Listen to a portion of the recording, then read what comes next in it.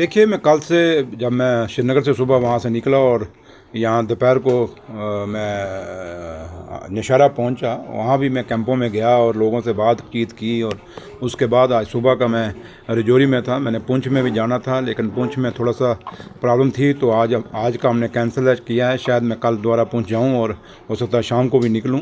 और मकसद एक ही है खिताब पीर पंचाल का और रजौरी पुंछ में आने का कि लोगों से मिलें, लोगों से बातचीत करें और लोगों को ये दिखाएं और जतलाएं कि भैया उमर अब्दुल्ला सरकार इस घड़ी में भी आपके साथ है। और लोगों का हम शुक्रिया अदा करते हैं कि इतना कुछ होने के बावजूद लोग आज भी देश की फ़ौजों के पीछे खड़े हैं और देश को मजबूत करने के लिए और अपने भाईचारे को मजबूत करने के लिए लोग एकमुठ होके, एकजुट होके, जो पाकिस्तान ने जो हमारे साथ हिंदुस्तान के हमारे पहले जो पहलगाम में हुआ, वहाँ जो हमारे कई बच्चे वहाँ मारे गए, कई नौजवान मारे गए, और उसके बाद जो दोबारा वो करने के बाद फिर दोबारा पाकिस्तान का हमला जो हिंदुस्तान पे हुआ, उसका जवाब आज हिंदुस्तान की फ़ौजें बड़ी दलेरी से दे रही हैं। और लोग भी जहाँ तक ताल्लुक़ है, जो हमारे बुज़ुर्गों की, ख़ास करके खिताब पीर पंचाल के हमारे बुज़ुर्गों की जो विरासत हमें मिली हुई है, उस विरासत को कामयाब करते हुए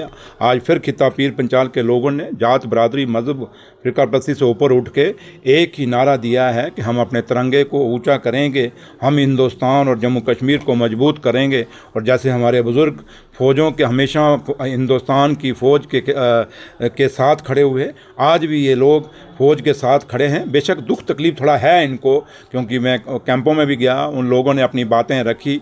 थोड़ा सा उनको दुख है कि बंकर क्योंकि बड़ी पुरानी डिमांड थी, जब पहले भी हुआ था फायरिंग तो उसमें ये वादे किए गए थे कि बंकर बनेंगे, और उम्मीद लोगों को ये थी कि सारे बंकर बनेंगे। काफ़ी सारे बंकर नहीं बने, ये लोगों ने अपनी बात रखी है। और उन्होंने कहा कुछ बंकर ऐसे भी हैं जिनकी पेमेंट नहीं हुई, तो लिहाजा उनका ये अपना कहना वाजिब है। बस एक बंकरों की उनकी शिकायतें बाकी छोटी मोटी होती रहती हैं, लेकिन हमने उनको कहा है कि अब क्योंकि इस समय हालात जो हैं बंकर बनाने का टाइम नहीं है, लेकिन हमने उनको कहा है कि अगर आपके साथ वादा किया गया है, आप बेशक पिछले लोगों ने किया है, लेकिन ये सरकार, उमर अब्दुल्ला सरकार हमेशा लोगों से वादा निभाती आई और ये निभाएंगे, क्योंकि हम कोलिशन में सरकार हैं। और हम यही लोगों से तवक्को करेंगे और लोगों से, आप लोगों के चैनल के माध्यम से यही अपील करेंगे कि आपका जो जज्बा जो हमारे बुज़ुर्गों ने हमें दिया है देशभक्ति का, उसको मजबूत रखिए, क्यों, और अपने हिंदुस्तान की फ़ौजों के पीछे एक दीवार बन के खड़े रहिए, क्योंकि ये देश मजबूत होगा तो हम लोग मजबूत होंगे। और लोगों का जज्बा बरकरार है। बेशक पुंछ में नुकसान हमारा हुआ और नौशहरा में भी हुआ, रजौरी में भी नुकसान हुआ, मतलब पूरे डिस्ट्रिक्ट, दोनों डिस्ट्रिक्टों में कुछ जगहों पे नुकसान हुआ है, लेकिन उसके बावजूद भी लोगों ने अपने जख्म भूल के वो देश के फ़ौजों के पीछे खड़े हैं, इस देश को मजबूत करने के लिए खड़े हैं। सर, जिस तरह से पाकिस्तान ने सिविलियन आबादी को बेतहाशा निशाना बनाया है और पुंछ शहर को तो बुरी तरह से निशाना बनाया गया, क्या कहना चाहेंगे आप पाकिस्तान की इस गैर इंसानी? देखिए, पाकिस्तान आज से नहीं, आज 75 साल हो गए। पाकिस्तान ने हमेशा जम्मू कश्मीर पर और हिंदुस्तान पे हमले करता आया है। इन 75 साल में हमारी फ़ौजों ने कभी उनको, हमेशा उनके दांत खट्टे किए, हमेशा पाकिस्तान को नुकसान ही हुआ, चाहे कोई भी जंग हुई हो।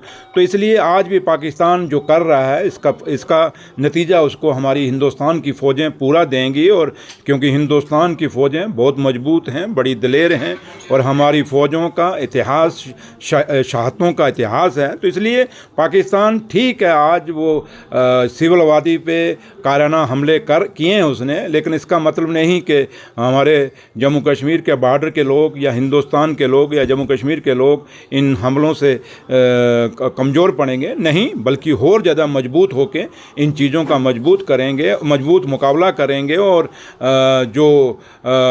आज जो चीज़ें आज पाकिस्तान जो चीज़ें कर रहा है, जो काराना हमले कर रहा है, इसका हिंदुस्तान की फ़ौजें पूरा का पूरा जवाब देंगी। Thank you. जम्मू कश्मीर की राजधानी है सर जम्मू, इसमें बीती रात मिसाइल अटैक किए गए, हालांकि नाकाम बना दिए गए।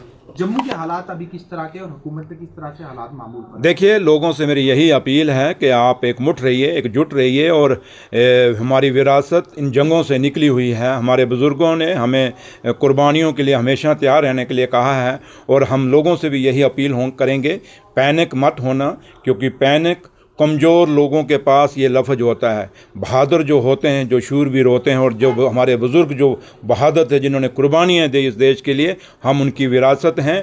हमने पैनिक नहीं होना, बल्कि इन हालातों से, इन चीज़ों का मुकाबला करना है। चंद वो सोचेगा पाकिस्तान के वहाँ गोले दाग के या आसमान पे गोले छोड़ के वो हिंदुस्तान या जम्मू कश्मीर के लोगों के हौसले परस्त करने की कोशिश करेगा, वो कभी नहीं होगा।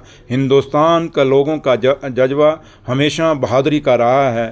सारे जहां से अच्छा हिंदुस्तान हमारा, हम बुलबुलें हैं तो इसलिए मैं आपसे यही कहूँगा कि ये इस देश ने हमेशा इन कुर्बानियों से बड़ा कुछ सीखा है और हमारे लोगों ने सीखा है।